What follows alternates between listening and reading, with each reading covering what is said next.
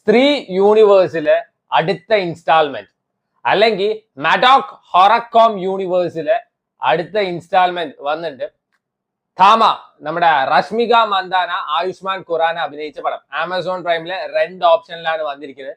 350 രൂപ കൊടുത്താൽ കാണാം.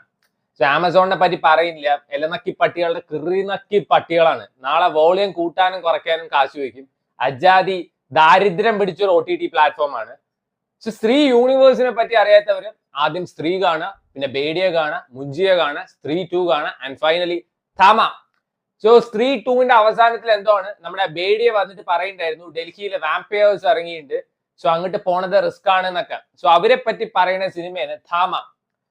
ഇതിനെപ്പറ്റി കുറെ നെഗറ്റീവ് റിവ്യൂസും പരിപാടിയൊക്കെ വന്നിട്ടുണ്ടായിരുന്നു. ഞാൻ എന്റെ കാര്യം പറയാം. ദിസ് ഇസ് ആക്ച്വലി നൈസ് പറയുമ്പോൾ ഈ ഫാന്റസി പടങ്ങൾ ഇഷ്ടമാണ്, അല്ലെങ്കിൽ ഈ യൂണിവേഴ്സ് പടങ്ങളൊക്കെ ഇഷ്ടമാണെന്ന് വെച്ചാൽ ചുമ്മാ ഇരുന്ന് കാണാവുന്ന ഒരു പടം. അല്ലാതെ ലോക കണ്ടതിന് ശേഷം ഫാന്റസി പടങ്ങൾക്ക് ഒരു ബെഞ്ച് മാർക്ക് വന്നിട്ടുണ്ട്. അതൊക്കെ പ്രതീക്ഷിച്ച് പോയി കഴിഞ്ഞു വെച്ചാൽ ഔട്ട് ആൻഡ് ഔട്ട് ഡിസപ്പോയിന്റ്മെന്റ് ഉണ്ടാവുള്ളൂ. കാരണം അങ്ങനത്തെ ഒരു പടമല്ല.